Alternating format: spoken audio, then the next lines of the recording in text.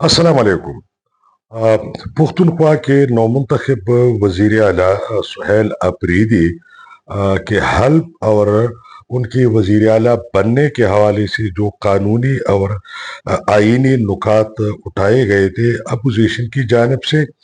اور بعض آزاد قانونی ماہرین اور وکلاء کی جانب سے، وہ تمام تر جو غلط فہمیاں تھی یا جو تمام تر وضاحتی تھی، آج وہ پشاور ہائی کورٹ نے اس کے حوالے سے تفصیلی فیصلہ جاری کر دیا۔ وزیر اعلیٰ کے انتخاب کے حوالے سے یہ بات ہو رہی تھی، ایک قانونی اعتراض یہ لگایا گیا تھا کہ چونکہ علی امین گنڈاپور کا استعفیٰ ابھی گورنر نے باضابطہ طور پر منظور نہیں کیا ہے، تو اس لحاظ سے قانوناً وہ وزیر اعلیٰ ہے اور ایک وزیر اعلیٰ کی موجودگی میں دوسرا وزیر اعلیٰ منتخب نہیں ہو سکتا۔ کل جب انتخابات ہو رہے تھے جس میں پی ٹی آئی کے نامزد امیدوار برائے وزارت اعلیٰ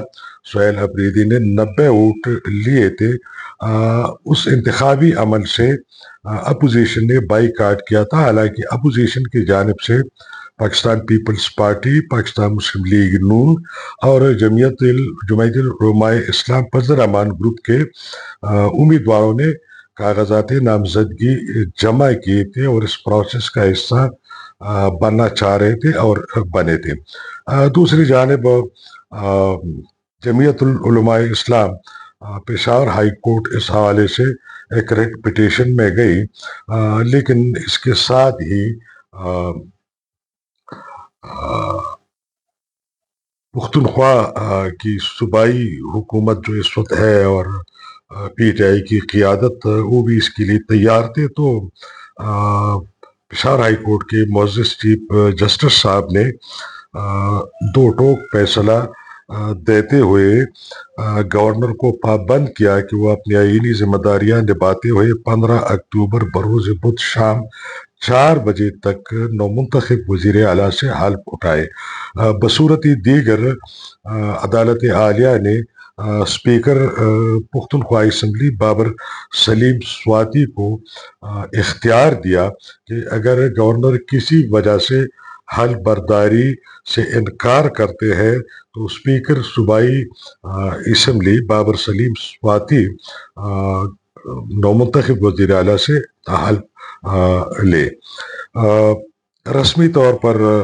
بابر سلیم سواتی اسپیکر خیبر پختونخوا اسمبلی نے آئینی تقاضوں کے مطابق رسمی طور پر گورنر کو ایک خط کے ذریعے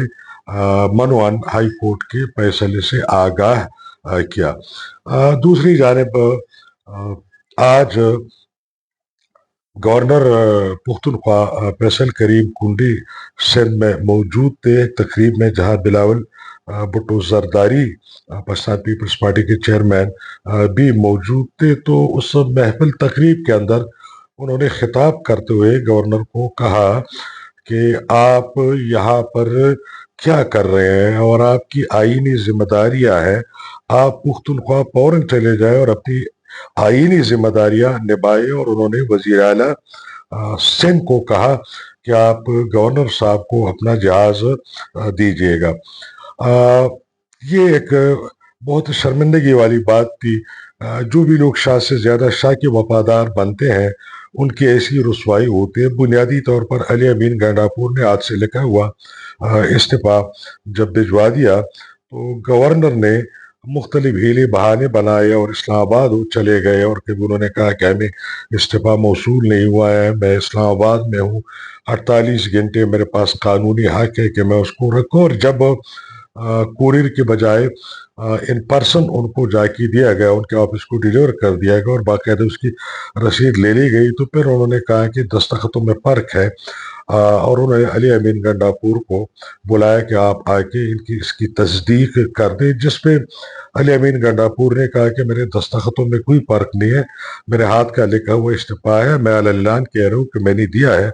اور فرق جو ہے گورنر کی نیت میں ہے۔ تو گورنر نے ایک 18ویں ترمیم کے بعد گورنر کا عہدہ جو ہے ایک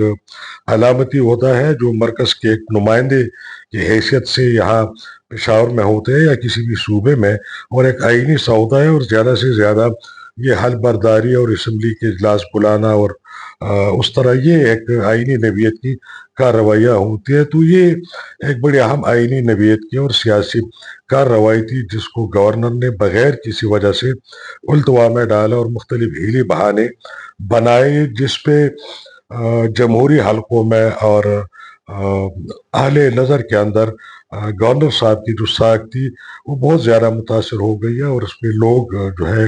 عام لوگوں نے بھی ایک ناراضگی کا اظہار کیا ہے. تو یوں اب دوسری جانب گورنر نے فیصل کریم کنڈی نے کہا کہ میں نے کبھی حلف اٹھانے سے منع نہیں کیا ہے اور نہ میں نے کبھی انکار کیا ہے، اور میں آج شام تک پشاور پہنچ رہا ہوں. انہوں نے جتنا بھی اس کو سنبھالنے کی کوشش کی، لیکن بہرحال ایک کام جو انہوں نے غیر آئینی کیا تھا اس پہ ان کو ایک شرمندگی ہوئی ہے. اور اس حوالے سے کوئی ایک عام گورنر نہیں ہے، کوئی ٹیکنوکریٹ نہیں ہے، کوئی ریٹائرڈ بیوروکریٹ نہیں ہے، یا ویسی ان کا چناؤ نہیں ہوا ہے، بلکہ باقاعدہ ایک طویل عرصے سے خاندانی طور پر سیاست کا حصہ ہے. اور اس حوالے سے ہم انہیں ایک سیاسی رہنما سمجھتے ہیں، اور ایک ایسی پارٹی پاکستان پیپلز پارٹی کی سیاسی رہنما ہے جو جمہوریت اور انسانی حقوق اور آئین کی پاسداری کی دعوے دار ہے. بہرحال اب کوئی رکاوٹ نہیں ہے، اور ہائی کورٹ کے احکامات کے مطابق گورنر صاحب حل لے رہے ہیں، اس کی تمام تر تیاریاں ہو چکے ہیں. لیکن ایک بات جو سامنے آ رہی ہے، تو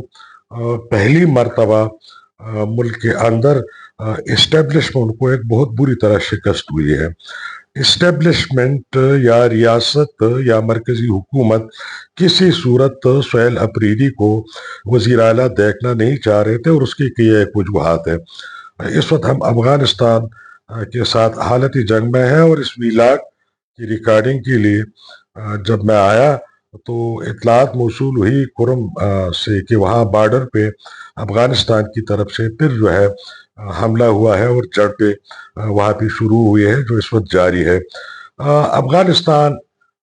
کے ساتھ جو اب ایک جنگ کا آغاز ہوا ہے، تو مرکزی حکومت یا ریاست کی پالیسی اور پی ٹی آئی کی پالیسی اکثر افغانستان کے حوالے سے مختلف ہے. اسی طرح ٹی ٹی پی تحریک طالبان کے حوالے سے ان کی پالیسیز مختلف ہیں، آپریشنز کے حوالے سے ان کی پالیسیز مختلف ہیں. تو ایک کلیش کا سما ہے، اور مرکزی حکومت نے سیاسی سطح پہ بھی وزیر اطلاعات، وزیر قانون، وزیر دفاع، ان لوگوں نے بھی اس کا راستہ روکنے کا کہا تھا. اور ظاہر ہے کہ سیکیورٹی اداروں کی جانب سے یا ریاست کی جانب سے D G I S P R نے بھی پشاور میں دو ٹوک موقف اختیار کیا تھا. تو اگرچہ یہ سارا عمل خوش اسلوبی کے ساتھ مکمل ہونے کو جا رہا ہے، لیکن اس کے بعد ایک نیا پینڈورا باکس کھلے گا، اور ایک کچھ ہو سکتے ہیں کچھ قانونی اور آئینی جھگڑے بھی شروع، اور ہو سکتے ہیں کہ جانبین کوئی غیر آئینی حرکت بھی ہو جائے، کیونکہ بالکل اس وقت پختونخوا کی پی ٹی آئی کی حکومت اور مرکزی حکومت جسے کہتے ہیں ہیڈ آن کولیجن کے لیے بالکل جانبین تیار ہے. مزید باتیں اگلی ویلاگ میں کریں گے. اجازت چاہتے ہو. اللہ حافظ.